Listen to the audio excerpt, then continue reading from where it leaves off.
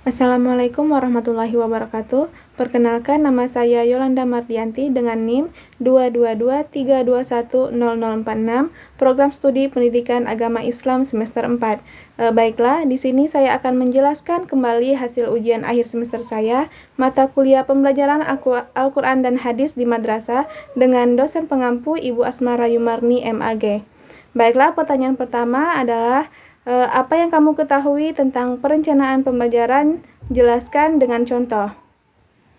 Perencanaan pembelajaran adalah suatu proses atau kegiatan yang dirancang secara sistematis untuk merumuskan, menyusun, melaksanakan kegiatan pembelajaran yang efektif dan efisien untuk mencapai tujuan pembelajaran.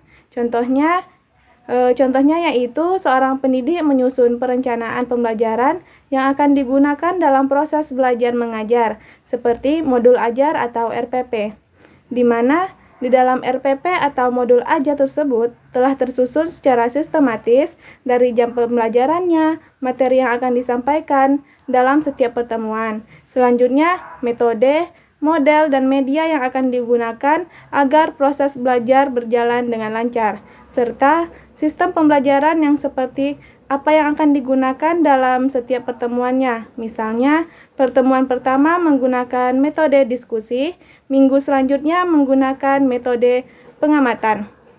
Dengan adanya perencanaan pembelajaran, maka proses belajar mengajar akan terlaksana lebih efektif dan efisien, dan siswa dapat memahami pembelajaran yang disampaikan oleh guru dengan baik dan mudah. Pertanyaan yang kedua, bagaimana analisis kompetensi dasar pada KMA 347 tahun 2002 pada mata pelajaran Al-Quran Hadis? Jelaskan dengan contoh.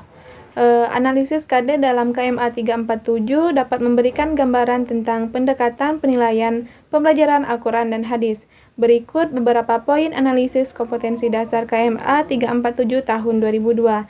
Yang pertama, penilaian berfokus pada hafalan dan pemahaman. Yang kedua, penilaian bersifat tes tertulis dan lisan. Yang ketiga, penilaian dengan mempertimbangkan gaya belajar peserta didik.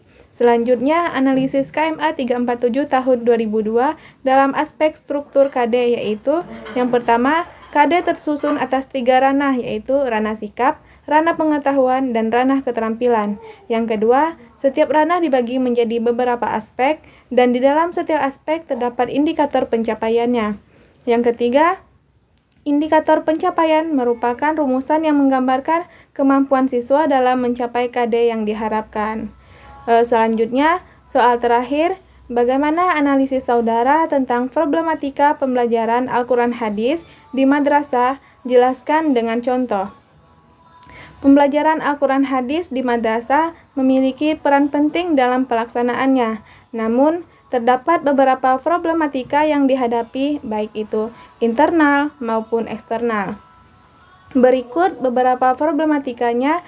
Yang pertama, kurikulum yang lebih dominan kehafalan. Yang kedua, metode pembelajaran yang digunakan guru sangat monoton sehingga siswa merasa cepat bosan. Yang ketiga, media yang digunakan guru tidak sesuai dengan karakteristik siswa, serta masih ada guru yang masih kurang memahami penggunaan media tersebut. Yang keempat, kurangnya sarana dan prasarana dalam proses pembelajaran. Yang kelima, karakter belajar yang dimiliki setiap siswa yang berbeda sehingga guru sangat sulit menyampaikan materi yang akan dipelajari. Dan yang keenam, kurangnya dukungan bantuan dan bimbingan belajar yang dilakukan oleh keluarga dan keluarga di rumah serta faktor lingkungan. Inilah penyampaian materi UAS saya. Sekian, terima kasih. Wassalamualaikum warahmatullahi wabarakatuh.